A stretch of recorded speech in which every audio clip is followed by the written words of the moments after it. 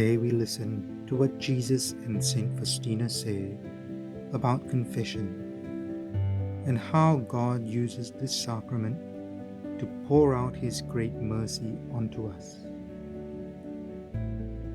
In paragraph 1448, Jesus explains to Saint Faustina about confession.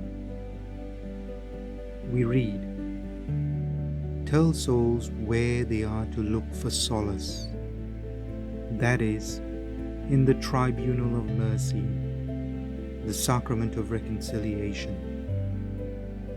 There the greatest miracles take place and are incessantly repeated. To avail of oneself of this miracle, it is not necessary to go on a great pilgrimage or to carry out some external ceremony. It suffices to come with faith to the feet of my representative and to reveal to him one's misery, and the miracle of divine mercy will be fully demonstrated. Were a soul like a decaying corpse, so that from a human standpoint there would be no hope of restoration and everything would already be lost, it is not so with God. The miracle of divine mercy restores that soul in full." In paragraph 1725, Jesus explains to Saint Faustina how to think of the priest when going to confession. We read, "My daughter, just as you prepare in my presence, so also you make your confession before me. The person of the priest is, for me, only a screen.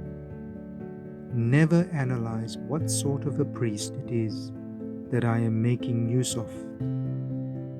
Open your soul in confession as you would to me, and I will fill it with my light."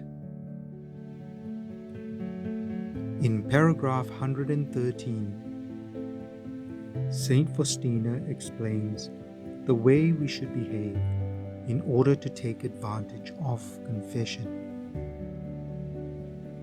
We read, "I would like to say 3 words to the soul that is determined to strive for sanctity and to derive fruit, that is to say, benefit from confession. First word, complete sincerity and openness. Even the holiest and wisest confessor cannot forcibly pour into the soul what he desires if it is not sincere and open.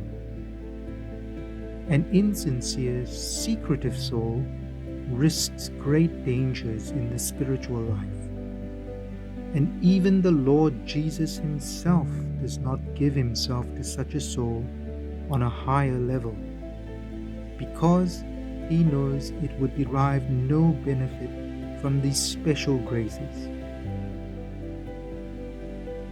Second word, humility. A soul does not benefit as it should from the sacrament of confession if it is not humble.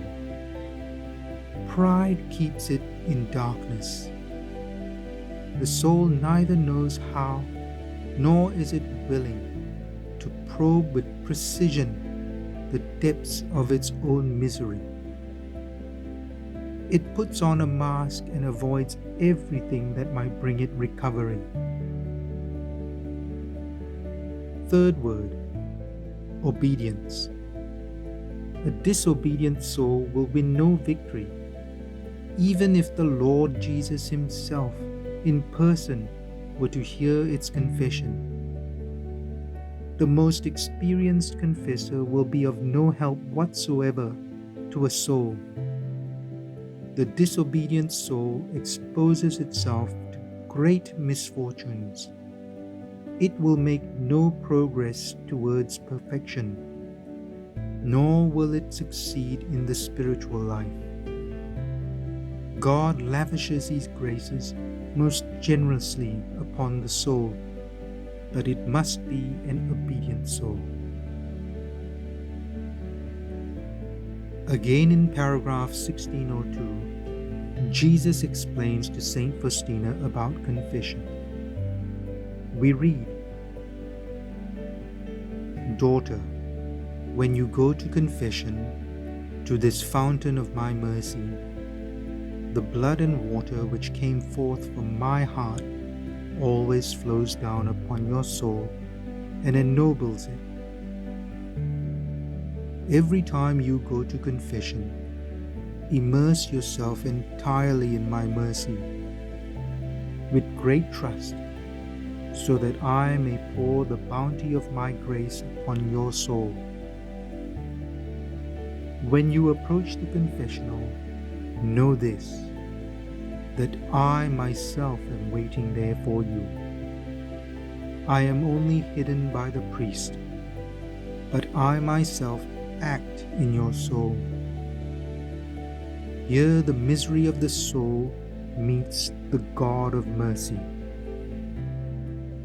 Tell souls that from this fountain of mercy, souls draw graces solely with the vessel of trust. If their trust is great, there is no limit to my generosity. The torrents of grace inundate humble souls.